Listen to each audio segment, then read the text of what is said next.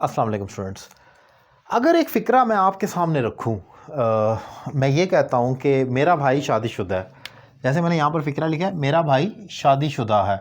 आप इसकी क्या इंग्लिश करेंगे? My brother is married. आप यहाँ पर आपने कभी ऐसे ही कहते हैं ना, माई ब्रदर इज़ मैरिड। क्या तुम शादीशुदा हो? Are you married? हम ये थर्ड फॉर्म क्यों लगा रहे हैं? आप यहाँ पर ये क्यों नहीं कह सकते my brother is marrying, my brother is married, उसकी सेकंड फॉर्म भी है। तो हम यहाँ पर ये थर्ड फॉर्म के तौर पर ही क्यों लगाते हैं? आईएनजी क्यों नहीं लगा? माई ब्रदर इज़ मैरिज क्यों नहीं कह देते? आईएस क्यों नहीं लगा देते? या मैरी क्यों नहीं कह देते? या मैरिंग आईएनजी क्यों नहीं लगा देते? हमेशा थर्ड फॉर्म ही क्यों आती है? एक सवाल है, ये फिक्स्ड है। अब क्यों ज़रा समझते हैं इसी चीज़ को। इसी तरह जैसे मैं कहता हूँ अली परेशान है, अली इज़ वरिड। आप ये क्यों नहीं कह देते अली इज़ वरी? आप वरिंग क्यों नहीं कह देते उसके साथ आईएनजी डालकर? हम ऐसा कुछ भी नहीं कहते। थर्ड फॉर्म ही क्यों लगाते हैं हमेशा? The point is it is one of the most important grammatical points to remember and to recall your conceptual learning about grammar. अब उसकी क्या रीज़न है, ज़रा इस चीज़ को समझ लें।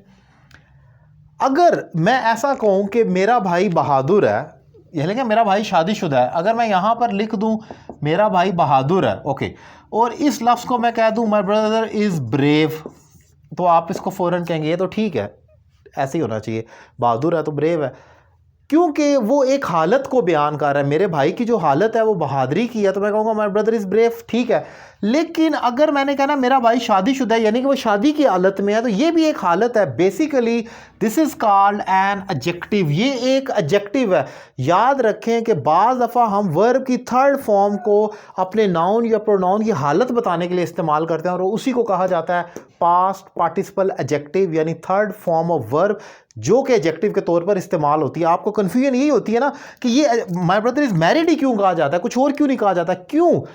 असल वजह यह है कि इंग्लिश में हमारे पास होता ही है कि एडजेक्टिव्स जो होते हैं वो थोड़े, मतलब उसकी तादाद कम है। जैसे मैंने कहा ना माय ब्रदर इज़ ब्रेव, बहादुर है तो आप ब्रेव कह दें, लेकिन अगर वो ज़ख्मी है, my brother is injured, third form के साथ हम क्यों लगाएं? क्योंकि हमने उसकी ज़ख्मों को, हालत को बयान करना है, और डिक्शनरी में कोई ऐसा लफ्ज़ नहीं जो बयान कर सके। हम वाउंडेड कहेंगे या इंजर्ड कहेंगे, इसका मतलब है कि वो ज़ख्मों की हालत में है, तो उसको थर्ड फॉर्म के तौर पर लिया जाता है। ये अपने नाउन या प्रोनाउन की हालत को बताता है, और ये हमेशा थर्ड फॉर्म पर ही ख़त्म होता है। और इसको आप present past participle as an adjective इस्तेमाल करते हैं। एक और एग्जांपल, जैसे मैं कहता हूँ अली परेशान है।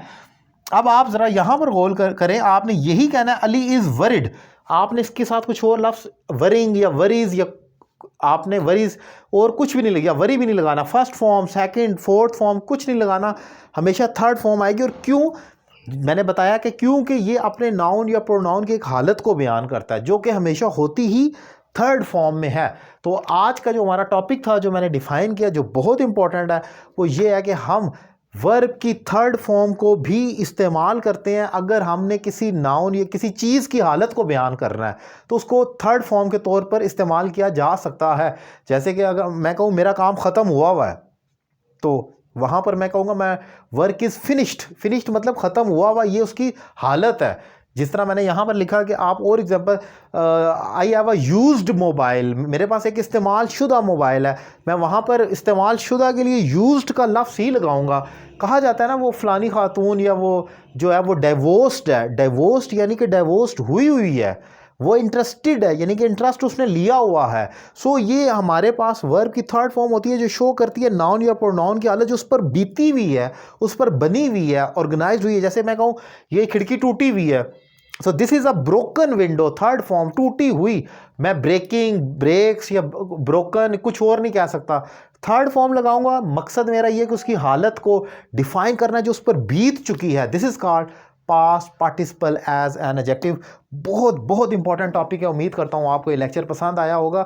अगर फिर भी कोई कन्फ्यूजन है तो आप क्वेश्चन में, कमेंट बॉक्स में मुझसे लाजमी क्वेश्चन करें और अपनी इस कन्फ्यूजन को सॉर्ट आउट करें, क्योंकि ये बहुत ही इंपॉर्टेंट टॉपिक है। Thank you very much.